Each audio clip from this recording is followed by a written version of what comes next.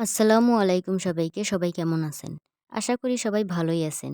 তো এটা আমার সেকেন্ড ব্লগ।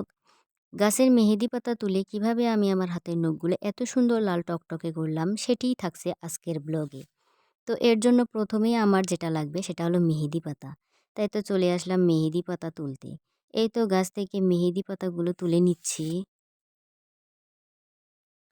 একটা একটা করে ডাল থেকে মেহেদি পাতাগুলো ভালোভাবে তুলে নিচ্ছি।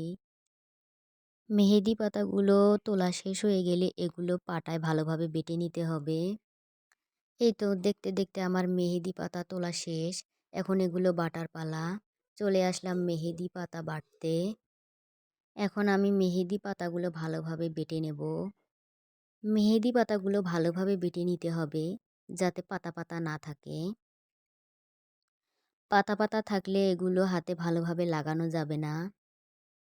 এই তো আমার মেহেদি বাটা শেষ। এখন এগুলো হাতে লাগানোর পালা।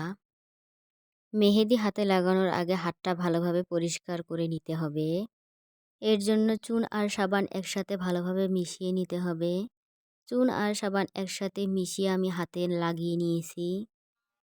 চুন আর সাবানের এই মিশ্রণটি দিয়ে হাত পরিষ্কার করলে মেহেদির রং অনেক গাঢ় হয়। চুন আর সাবানের এই মিশ্রণটি হাতে লাগিয়ে কিছুক্ষণ রেখে দিতে হবে।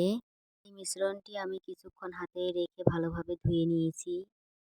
এখন হাতে মেহেদি লাগানোর পালা।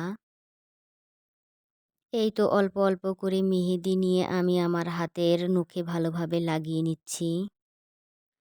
এভাবে সবগুলো নখে ভালোভাবে লাগিয়ে নিতে হবে। সবগুলো নখে ভালোভাবে লাগিয়ে নিয়ে এগুলো দীর্ঘ সময়ের জন্য হাতে রেখে দিতে হবে যাতে ভালো রং হয়। এই তো আমার হাতে মেহেদি লাগানো শেষ। মেহেদি লাগাতে লাগাতে এদিকে রাত হয়ে গিয়েছে। মেহেদিগুলো আমি আমার হাতে সারা রাত রাখবো।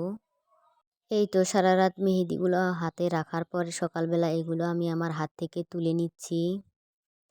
তোলার পর এই তো কি সুন্দর লাল টকটকে রং হয়েছে। আর এত সুন্দর রং পেতে হলে অবশ্যই মেহেদি দীর্ঘ সময়ের জন্য হাতে রেখে দিতে হবে।